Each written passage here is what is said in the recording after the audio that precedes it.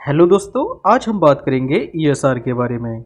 यहाँ पर हम जानेंगे ईएसआर क्या होता है और ईएसआर की वैल्यू हाई कब आती है और ईएसआर की वैल्यू लो कब आती है। चलिए दोस्तों शुरू करते हैं। हमारे पास ये सीबीसी रिपोर्ट है। ये देखिए ईएसआर की जो वैल्यू आई है वो 17 आई है, जबकि इसकी रेफरेंस वैल्यू जो कि 0 से लेकर 10 mm पर आवर्स दे रखी है। तो अब यहाँ पर जान लेते हैं ईएसआर टेस्ट के बारे में। ईएसआर मतलब होता है एरिथ्रोसाइट। एरिथ्रोसाइट मतलब कि आरबीसी। एस स्टैंड करता है सेडिमेंटेशन पर और आर स्टैंड करता है रेट पर। तो ईएसआर का मतलब हुआ एरिथ्रोसाइट मतलब कि आरबीसी सेडिमेंटेशन रेट। तो ईएसआर को चेक करने के लिए यहाँ पर एक टेस्ट ट्यूब में ब्लड जो है फिल कर दिया जाता है। उसके बाद इसको 1 घंटे तक रख दिया जाता है। 1 घंटे तक रखे रहने पर इसमें जो आरबीसी होती है वो नीचे की तरफ देखिए बैठने लगती है और ऊपर की तरफ देखिए ये प्लाज्मा देखने को मिलता है।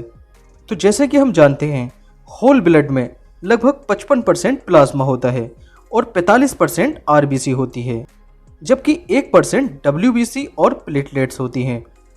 तो यहाँ पर देखिए ब्लड में एंटीकोगुलेंट मिला दिया जाता है ताकि ये ब्लड जो है आपस में कोगुलेट ना हो सके और इसको 1 घंटे तक टेस्ट ट्यूब में इस टाइप से रख दिया जाता है। अब धीरे धीरे देखिए आरबीसी नीचे बैठने लगती हैं। यहाँ पर जैसे ही देखिए आरबीसी नीचे की तरफ बैठने लगती हैं तो इसकी नंबरिंग को हम यहाँ पर देखिए नोट डाउन कर लेते हैं। तो ईएसआर टेस्ट की जो नॉर्मल वैल्यू होती है मैन में होती है 0 से लेकर 15 mm पर आवर, जबकि वोमेन मतलब औरतों में ये 0 से लेकर 20 mm पर आवर होती है। जबकि चाइल्ड मतलब कि बच्चों में ये 0 से लेकर 20 mm पर आवर होती है। अब यहाँ पर जान लेते हैं ईएसआर की टेस्टिंग क्यों होती है। देखिए ईएसआर की वैल्यू बढ़ती है तो इससे पता लग जाता है कि बॉडी में कोई इन्फ्लामेशन हुआ है। अब जैसे ही देखिए बॉडी में कोई इन्फ्लामेशन हो जाता है तो यहाँ पर फाइब्रोनिजन का लेवल बढ़ जाता है। अब जैसे ही फाइब्रोनिजन का लेवल बढ़ जाता है जिसके कारण आरबीसी आपस में इकट्ठा मतलब कि जुड़ना शुरू हो जाती हैं और ये आरबीसी देखिए नीचे की तरफ बैठने लगती हैं, जिससे ईएसआर की वैल्यू बढ़ जाती है। अगर किसी ट्रीटमेंट मतलब के इलाज के बाद ईएसआर की वैल्यू अगर कम होने लगती है तो इसका मतलब ये होता है कि इलाज जो है सक्सेस हुआ, कामयाब हुआ। अब वो कौन कौन से केसेस हैं जिसमें ईएसआर की वैल्यू हाई होती है। तो ऑटो इम्यून डिसऑर्डर में जब हमारा इम्यून सिस्टम हमारी सेल पर अटैक कर देता है तो उसको हम ऑटो इम्यून डिसऑर्डर के नाम से जानते हैं। दूसरा टीबी मतलब कि ट्यूबरकुलोसिस के केस में। तीसरा एनीमिया मतलब कि खून की कमी।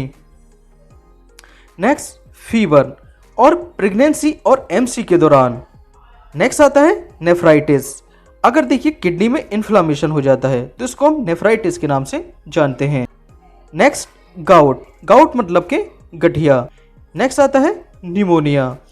इसके बाद आता है एमआई मतलब के मायोकार्डियम इन्फ्रेक्शन। तो इन बीमारियों में ईएसआर की वैल्यू हाई देखने को मिलती है। और ईएसआर की वैल्यू लो कब देखने को मिलती है, जब पेप्टिक अल्सर की सिचुएशन होती है मतलब कि स्टमक में देखिए छाले पड़ जाते हैं मतलब कि स्टमक अल्सर हो जाता है, और एक्यूट एलर्जी के केस में।